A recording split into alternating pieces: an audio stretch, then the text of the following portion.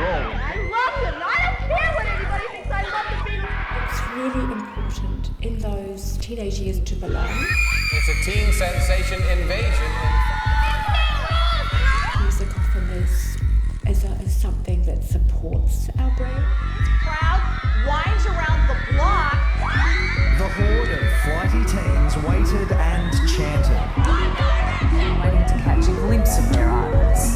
To admire someone, there's nothing wrong with that.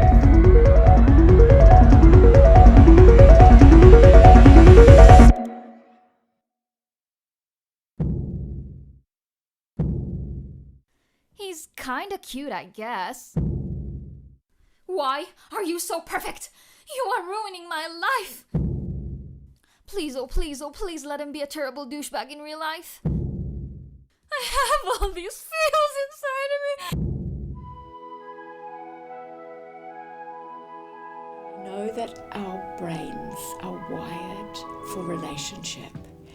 And if I was working with a client and her mum's referred her to us and mum says, I'm worried about the fangirling, I would say that following a celebrity is nothing new. Where things can become problematic with anything is obsession. I got the coordinates of Spark Arena tattooed on my arm. I've been going here my whole life for shows, even sport events. I've met almost all of my best friends here. My best memories are here. So I thought it was a good idea. Was it the 21 Pilots concert here that you dyed your hair for? I did dye my hair for the 21 Pilots concert, yeah. They were doing their Bandito tour. The theme was yellow. I decided to dye my hair bright yellow. I did one for Niall Horan here where I made the entire arena an Irish flag through just stick-ons you put over your flashlight and makes the whole arena the Irish flag. I think the main misconception is that we're just crazy and like insane, which I do agree. Sometimes we can do some insane things, but at the same time, for what you're doing it for, it's not really that crazy. It's kind of like the same as if a guy was really into a sport and he gets season passes. He spends thousands of dollars on a season ticket. That's basically just what I do, just for concerts instead. The fact that there's a term fangirling, which I think many young women are now kind of celebrating, could have an element of misogyny in it, that there's something that girls do, but, you know, watch guys on a rugby field or watch football fans in the United Kingdom. It's the same phenomenon. Tell me about your trip to Europe, everything. Okay, from the start. Yeah. Went over in June last year, 2023. First show that I went to was Summertime Ball, big festival. A week after that, 4 Wembley Harry Styles shows in a row.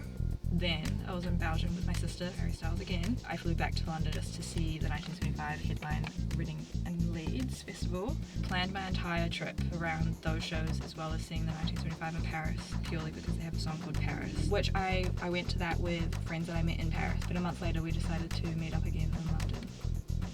And I'm still friends with them now. Best part about being fangirl, I think, is always having something to look forward to. And like, honestly, the friends you make, no one really gets it unless you get it. But yeah, it's a lot of fun. You meet so many new people.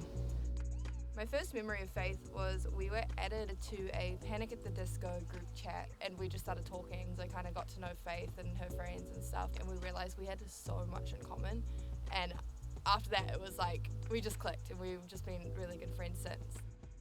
Wait, let me find something good. Let me think. I've got Driver Era. I'm Sammy, and I'm a music photographer that started as a massive fangirl. My little VIP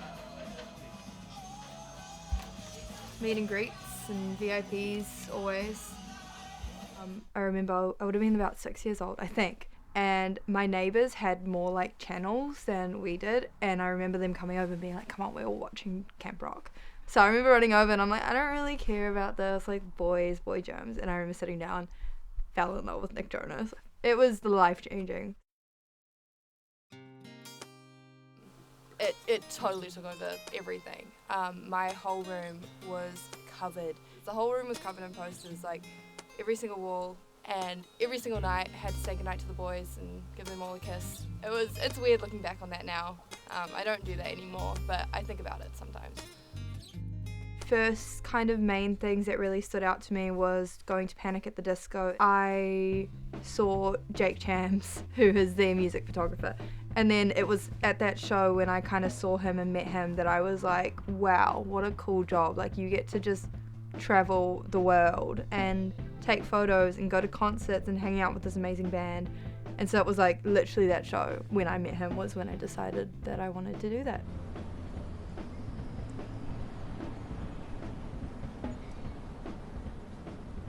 We had to, as a part of like our year 13 thing, we had to kind of go and talk to our counsellor about like what we wanted to do when we left, like if we want to go to uni or whatever.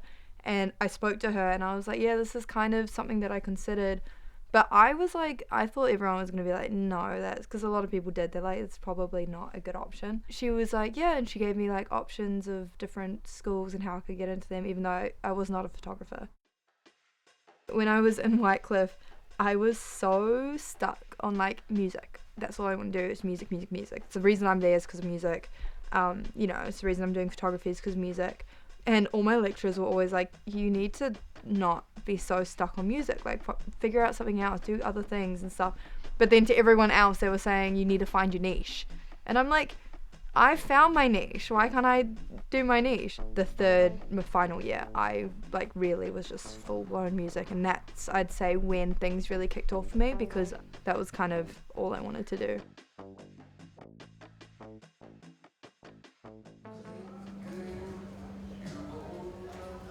I've always loved it here. My dad used to take me all the time when I was a little kid.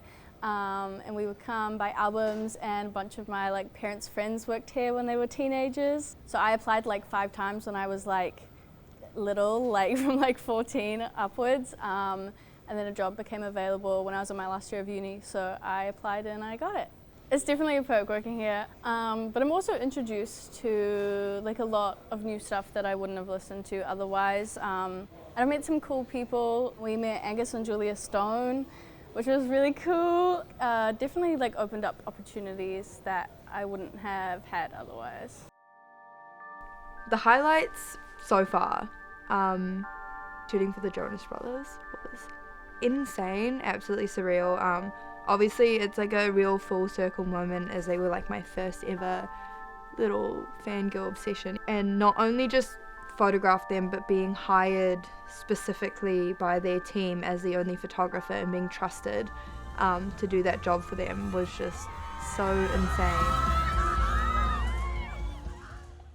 Do you do a thing where you like maybe touch your hair like you're fixing it? Like as if I'm not here kind of thing. When I get bands in the studio, I usually, like, it depends on what they want. Some people, like a lot of bands are kind of like, we need new photos, we don't know what we want. So then I just kind of wing it based on what I can see for them and what I can envision. Otherwise, a lot of artists do have like kind of an idea of what they want, and then I always just ask for some reference photos. Feels like that. Like as I kind of progress, I get more and more people reaching out to me, just because more people are like seeing who I am and seeing my work and wanting me to come along. So I forget that I have a career. Like, is this a career? I think it's weird. What do I even have in here? What is this? Yeah, I'm standing at the barricade with the sign. Oh, that's so weird. I wouldn't be who I am right now if it weren't for music. I would be a very different person. If you're coming in regularly, like, we're gonna form a good relationship with you, and there's always gonna be someone at the store that likes the kind of music that you like. I loved Taylor Swift since I was like tiny, and most people I know do as well. But We love Taylor Swift! Why did you guys decide to come tonight? Well, this is actually a bonding. This is a bonding activity experience. between the 4 of us.